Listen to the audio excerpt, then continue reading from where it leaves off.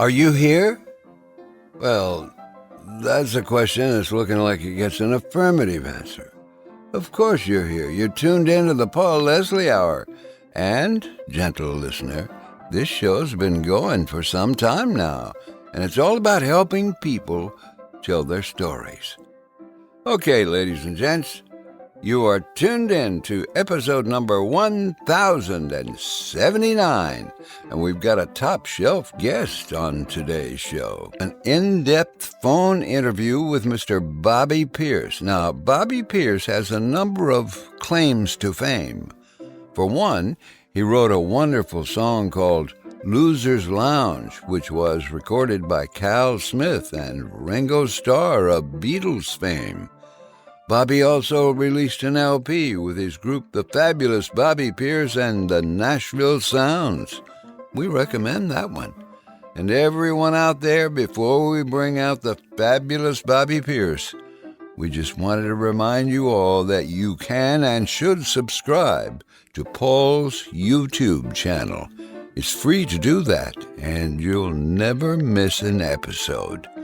Oh, one more thing before we get Bobby on the horn. Would you please tell a friend or a family member about this episode? It's a good idea. So, here's Paul, here's Bobby, here's to you, and here's to me, and here's to us. Hello, Mr. Paul. Bobby Pierce, how are you today? How are you, sir? I'm real good. Well, thank you so much for making the time to do this interview. Oh, I want to tell you I'm so honored to do this. I really appreciate it. You know, nowadays in the music business, I do everything that I can that anyone asked me to, but I was glad to hear from you out there. Yeah, just to tell all the listeners out there, I sent Mr. Pierce a postcard, and he responded in kind. He is a singer, a songwriter, a recording artist, Mississippi-born American musician. And it's a great pleasure to welcome you on the Paul Leslie Hour. I think most stories are best from the beginning. Can you tell us about your early days? Oh, you mean the early days of my music? Of your life, just a little snapshot. Yeah, I was an only child to a real good family of folks. I lost my father when I was about 14 or 15. When I first started with the music thing, Paul, I played mandolin, of course, bluegrass. And me and a bunch of kids went to Memphis, Tennessee, and won the doggone the whole thing up there that day. I'm telling you, that was something. I think I was 11 years old or something. So tell us about the part of Mississippi that you're from. Well, the part of, actually, this is red clay country here, and it's old school country a lot. Most of the people I know here, I've known all my life. If I've not known them all my life, my family has. And a lot of relatives to be had around here for people there. But good people and will help you and do whatever they can that you need to be done, you know. It's just a good part of the country. Absolutely. I think that some of the nicest folks that I've met have been from that part of the United States. Well, you know, nobody's too busy to, if you got a flat tire, somebody's going to help you with it, you know. It's just, and if you're hungry, they're going to help you with it. Right. That's a good part of the country to be in when you need something like that. Friendship is very important here. Right. So tell us about the music that you grew up liking. What did you listen to? When I first started playing music, it was all country for me. Then I fell in love with traditional Mississippi blues, and I play a lot of that right now. And then my mother and me left here when my father passed away and moved north, and I started playing and all over the country up there, and then formed different bands and was playing all genres of music. even to this day, my favorite genre of music is traditional blues and then country and bluegrass and that sort of thing. I've always had my nose in some kind of music, you know. What about when you first decided that you would like to write a song yourself? How did that come about? I started doing that at a very early age. I would listen to the radio and that, and I would listen to certain kinds of music, and especially the old traditional blues music. And it wasn't a problem for me to make a bunch of lyrics that rhymed and made at the end of the song made sense. So that's where I really started at a very young age, 11 to 12 years old, something like that. Would you say that you are somebody who do you more favor the lyrics or do you more favor the melody? Well, I like a good melody too, but there on the other hand, I'm a great believer in any song, regardless of what genre it is, telling a story that makes sense. And you can put two chords to a song and then make a sensible song. Look at people like Waylon Jennings. You know, he's done songs that had two chords and they were smash hits and made sense, you know. Yeah, absolutely. There is a song of yours that some people will know from the first version that was done by Cal Smith. And there's also perhaps more well-known version by Ringo Starr. And I'm talking about The Loser's Lounge. Can you, Yeah. it's quite a song, and it is incredible storytelling. How did you get the idea for that? You're not going to believe this. I was living in Wisconsin at that time and playing up there wherever I could find work or anything like that. And on the west side of town over there's a nightclub called the Loser's Lounge. And I used to go in there and every once in a while play a little music there and first one thing and another. I would listen to some of the stories that the guys were telling in there. Some of the guys were happy, some of them were, and this and that. And when I left there one night and got in an old junk car that I owned at that particular time, and with my right hand on the passenger seat and a pencil in it and a notebook, I wrote the song Loser's Lounge because to me, I had seen, including myself at the time, there was a lot of losers that went to that place. You know what I mean? Yeah, I do. And that's how that song came to be. And who would have ever thought that a Beatle years later, would record it, you know? How did Ringo Starr come to discover that song? Do you know how he found it? Yes, I do. I moved a long time ago. I spent about 13 years living in the Nashville, Tennessee area and doing different work and working with different people and everything like that. I was writing for the great Pete Drake's music company. He had, you know, a lot of different things he was going through and everything like that. He had a thing called Window Music. He come to Chicago one time and heard me and my band, which later became the fabulous Nashville Sounds. He came in the back room there, and I had that page, notebook full of songs that I had written. And he said to me, he said, "Well, look, you don't belong right here right now." Said you belong down there where some of this stuff get heard. And he said, "I'll make some of it get heard." And sure enough, he did, and had different people record different things. And then when Ringo came to Nashville to record the Buku's Blues album, Pete Drake liked that song Loser's Lounge because the story of it. He put it out there to Ringo, and Ringo liked it, so they put a band track on it and included it on the Buku's Blues album. How interesting. I'm hoping you can tell us a bit more about this man, Pete Drake. such a legendary figure in music. I'll tell you about Pete Drake. Pete Drake, to me, was one of the smartest musician-wise people I've ever known in my life, and I've known a lot of musician players. I mean, I knew at one time I knew about everybody's name in Nashville, and they knew who I was back then. But Pete could take nothing and make something out of it. And he did real good with his record label, which I recorded for, which was Stop Records. And then he had a subsidiary label that he would put different people on it just to want to make a record. But everything that I did on Stop Records, he recorded it.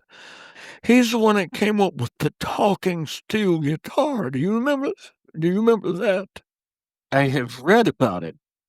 Well, what he did, he took some kind of a little speaker set up, and he put a microphone, hooked it up to it, and you could whisper and sing words into that, and coming out of an amplifier, and then it would come out like, well, you remember how it sounded. It was like a whispering type sound, and he invented that thing that I don't know where he got the idea now. He may have gotten it somewhere else, but to me, he's the first one I ever heard that did that. Then, of course, he was a great steel guitar player. He was a commercial steel guitar player. He did not believe in overplaying on any band track you might make or anything like that. He always thought that more was supposed to be less. He wanted it to be simple, and so every person that liked country music or any kind of music could understand what it was and what that meant. And that's why I admired him so, is because his ability to do that kind of thing, you know. He was not only that, a great guy, too. Well, that is important. I want you to tell us a little bit can you tell us about the first time that you went into the recording studio yourself to make something? Yes, I can. I was just still living here in Mississippi at that time, just a young boy. I went up there, and I ran into a fella, no kin to me, named Don Pierce, who owned Starr Recording at that time. And Tommy Hill was doing some guitar playing and doing some recording. So I took this old folk tune that my parents used to sing to me, a song called Too-Ray. Toomeray was the name, actually his name, but we called it Too-Ray, 2-RA, Too-Ray. That's the first song I ever recorded, and that is somewhere. You can find that on YouTube after all them years. And it was a story about a boy that went down through the field and he got rattlesnake bit, and it's an old thing that you would hear down south, a fable. You know what I mean?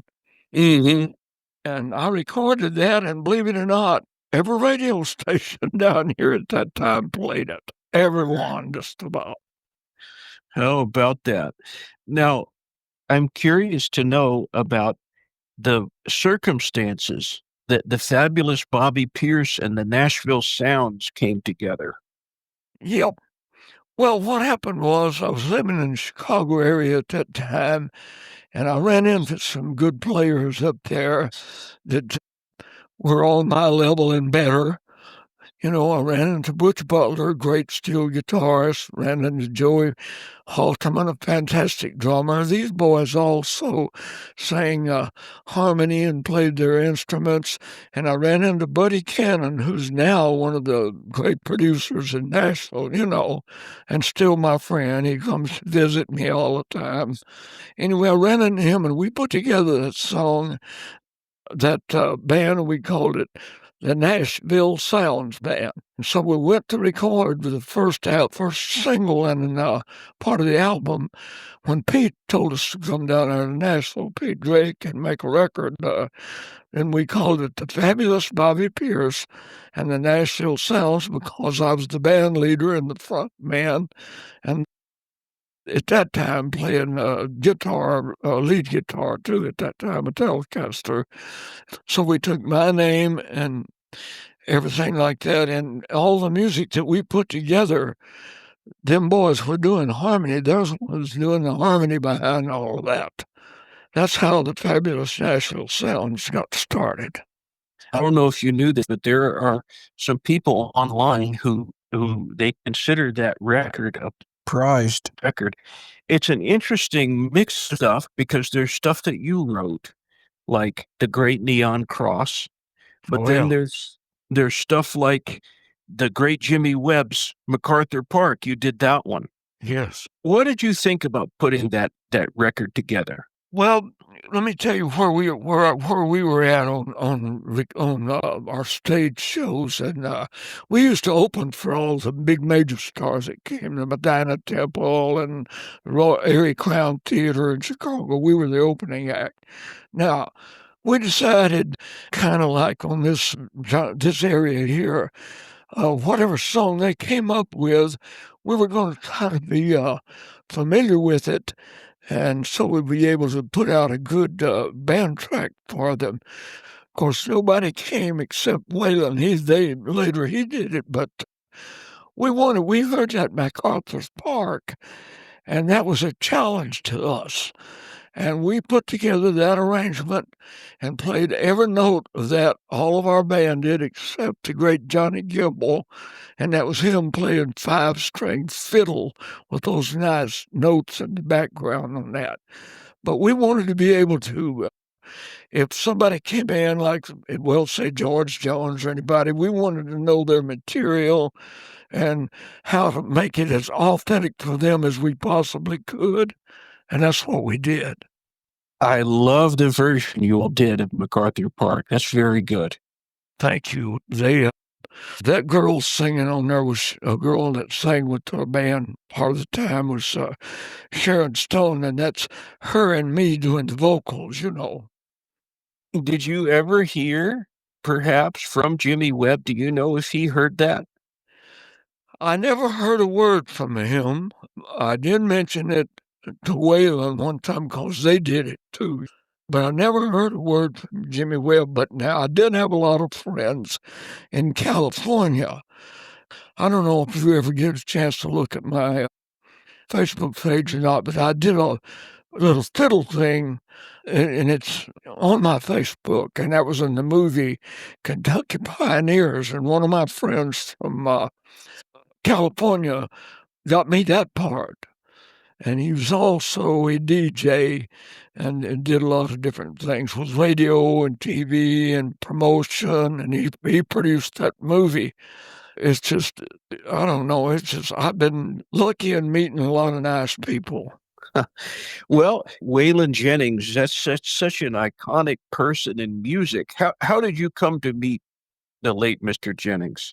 On shows, they would come to Chicago and do those big, major, sell out thousands of people in the shows, and the Nashville Sounds and me were usually the open act because of WJJD Chicago. There's another song I recorded, I believe, called, it's not the Marty Robbins Mountain song, but this is called One More Mountain to Climb. And I believe that became number 3 on WJJD.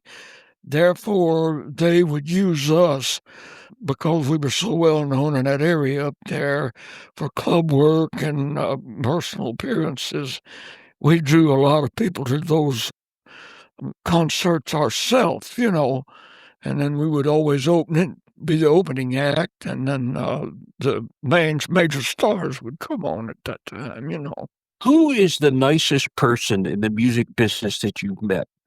Now, I've got a lot of friends in the music business that were so nice and were so kind to me, and I guess, I don't know, it's just some of them weren't real big stars, and some of them were. It's just I played with so many of them. I'd have to say that Bobby Bear was one of them. He wrote the liner on the album, The Fabulous Bobby Pierce and the Nashville Sounds. He was one of them. And there were just so many that was so good. And I happened to be talking to Marty Robbins one day outside of Pete Drake's office up there. It was just like I'm talking to my neighbor down the road here. That's the kind of person he was, you know. Bobby Bear is such a special person. I was so happy when I saw Bob Dylan had done a book about great songs, and I think it's the first song that he mentions is a Bobby Bear cut. I wonder And which one that was he mentioned first. it was the Detroit City. Oh, yeah. Did you know Mel Tillis wrote half that song? I did. I didn't know But you knew that, yeah. I did know that, but it was great, and I understand that Mr. Dylan sent a copy. He didn't send a copy to any of the writers or the singers that he mentioned in the book, except for he sent one to Bobby Bear. Yeah, that I didn't know. How would you describe Bobby Bear when you're standing eyeball to eyeball with it? I'll tell you, here's a little story. When they would come to town to play those big shows, we were always playing in the best nightclub around, which was usually the Lake and Park Inn. Bobby and them and all the other entertainers would come up early, and they would come out and sit in with us all night. And then the next night, they would do their big show and go with them.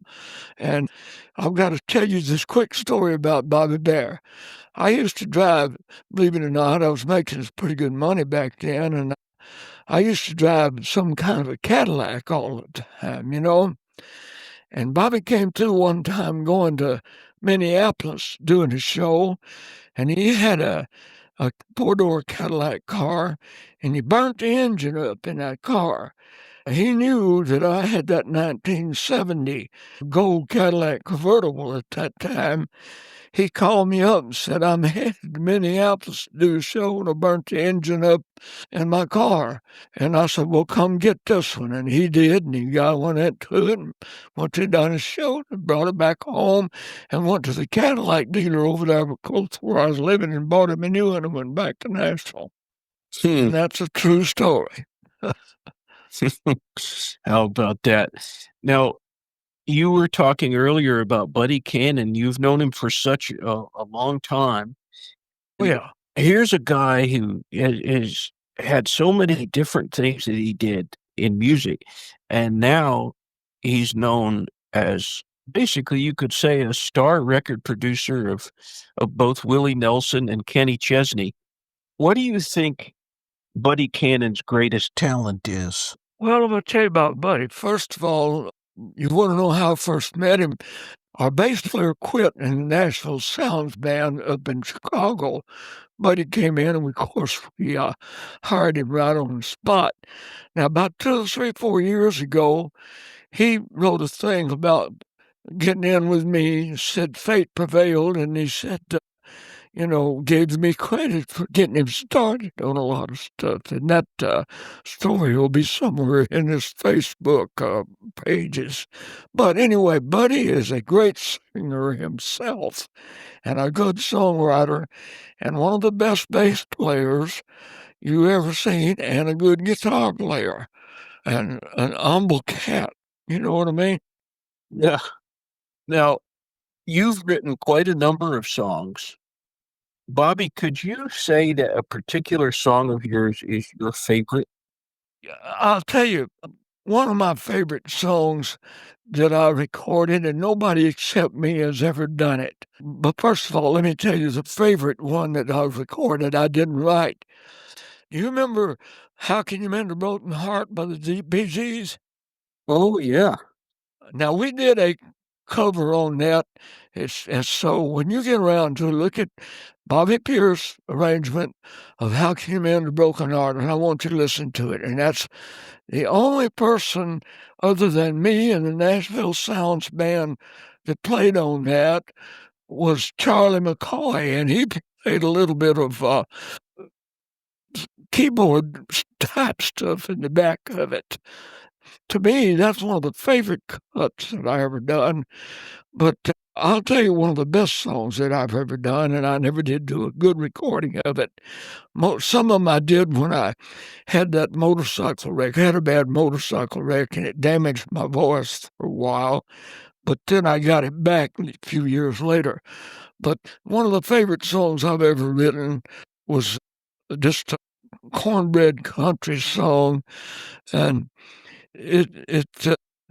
I can't really go into detail about it. It was written about people who drink too much.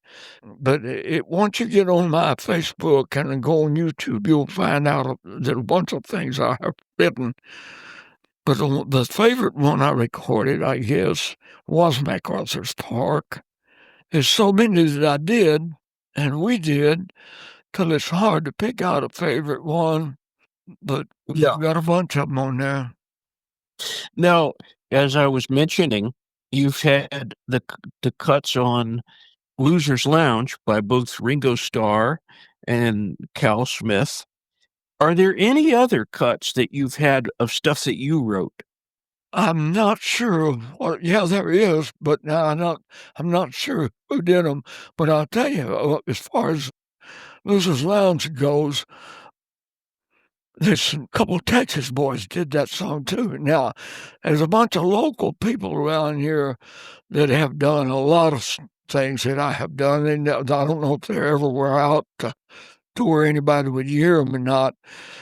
I don't know if they were ever heard or not, but there's a bunch of local guys that have done a lot of stuff that I had written. Now, are you still writing songs, Bobby? Oh, you bet. You bet. Writing a lot of blues songs too right now. I'm a blues nut. I really love it, and I do some different type work on blues guitar. I've got an old 67 Gibson that a man gave me, SD, along with my other many musical instruments. And I do a lot of push and pull strings on that old guitar. I love blues, authentic blues now, real blues, Delta blues, you know. Can you tell us about a few of those authentic blues singers of the past that you would recommend for us to look up? Well, I like to, of course, everybody loved B.B. King. He's from Mississippi. And Robert Johnson was one of my favorite blues writers and singers, you know. And of course, I do something from Howlin' Wolf and anybody you can think of, Muddy Waters. And I do things from current blues songs like Stevie Ray Vaughan, Pride and Joy. I do all those blues songs. Oh, yeah. And just everybody you can think of. Lightning Hopkins is one of my favorite singers. I do one of his great songs I love called Going to Louisiana and Get Me a Mojo and. And I love doing that song so much. And of course, I play harmonica on that song when I do it and let somebody else band play. Now, you are a Mississippi-born guy. It's come to mind a few times. I've thought about how many great people in American music come from Mississippi. You could say Elvis Presley, Charlie Pride, Jimmy Buffett. There's, Marty Stewart. Yeah. What is it about Mississippi? Why did Mississippi keep producing all these great music people? I think it's this. I think it's the type life they live and the surroundings around him. And one of them will start writing a song, and another one will say, well, I can do that too. You know what I mean? And it just starts like that. I believe that's what it is. And there were a lot of hard times here in Mississippi. I grew up me and my family, poor. We had plenty to eat because my dad worked all the time and had 2 jobs, farming and a timber cutter. But times were pretty rough. Right. Absolutely. Yeah. Well, it's come to my mind a lot of times that next year, the United States of America, this country that you and I live in, is going to be 250 years old. Yeah. Bobby, what do you think of the USA? I love the USA. I'm a strong patriot now. I'm a USA patriot, and so's my wife. And the thing about it is, it's not the USA I grew up in, and certainly not the USA my father and mother grew up in. It's just, I don't know. I worry about it a lot right now, to be honest with you. Yeah, I understand. But it sounds like you're somebody that you can't hide your American pride. I, you're not. Don't tell me you saw that old demo. I did. Well, that's when I couldn't sing. My voice was so messed up from that motorcycle wreck. I was in the hospital 17 days. Guy knocked me off my Harley and backed over my stomach with a half-ton pickup truck, and I lived to tell about it.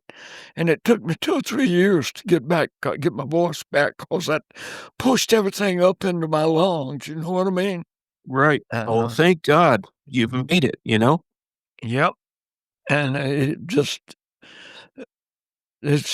I've had some tough times in my life, but one of the funny things about when that motorcycle wreck, my wife was in the hospital with me when I woke up. It broke my left arm in a couple of pieces. I've got a metal arm in that metal rod in there. And I held up in a daze when I woke up from the anesthetic and held my hand up and moved my fingers. I told my wife, I said, "Look, I can still move my fingers." So it's been a exciting life, a rough life, but I've always been a pretty good guy. And even when my younger days, I was a little wild like a lot of people, but I'm not. I've not been a bad guy or anything like that, and never would be. It's just been a fun thing to be a part of. I've always enjoyed everything. So when you aren't writing songs or you're not playing, what do you like to do? Do you still get out on the motorcycle at all? Yeah, I haven't recently, because the doggone weather down here, Paul, has been so hot and so rainy and everything like that. I've still got my Harley, one of my Harleys, of course, but it's been sitting down in a little shop that I have downtown here. I will be riding it, but it's just been too hot recently. You aren't kidding. I was walking around town today and it was just blazing. Good grief. What is the best thing about being Bobby Pierce? I don't know. I guess one thing, I have a good name. The Pierce name down here is very well known. As a matter of fact, down the road here is by the Walmart stores, the street that goes down the road by the Walmart stores, Piercetown Road. You know what I mean? So there's a lot of us down here, and we've always been into something and doing something. And my grandfather was a great man, and my father was, and all his brothers and everything like that. They were great, honest people. If they owed you $1, they couldn't wait to find you to give it back to you. You know what I mean? Mm-hmm. I'm the same way. I don't owe nobody no money, and ain't gonna. If I do, I'll pay them. Well, Bobby, this is a question I used to ask people back when I was on the radio. I would ask people, what is your all-time favorite meal? And I feel that you can learn something about a person by the answer. Your all-time favorite meal. Well, first of all, the sweets is either a homemade banana cream or coconut cream with the old shredded coconut on top. That's my favorite dessert.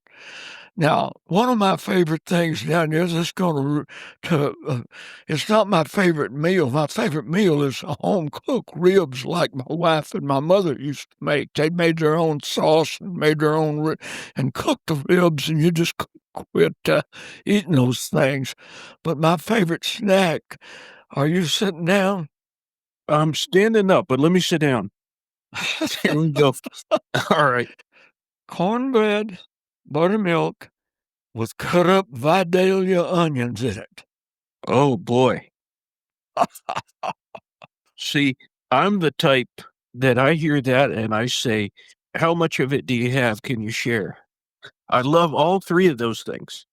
Well, see, I was raised out here in the sticks, and we had, 5-acre garden and everything that we ate just about came out of those gardens. And my mom was such a good cook that she would make all that kind of stuff. That's where I learned about all that stuff. And that's where I got to love it and got used to it. And of course, I wasn't the only one down here with those circumstances. Everybody ate that way in those rough days, That's where I got to eat all those good things, and everything was homemade and made right and made good and clean, and you enjoyed it.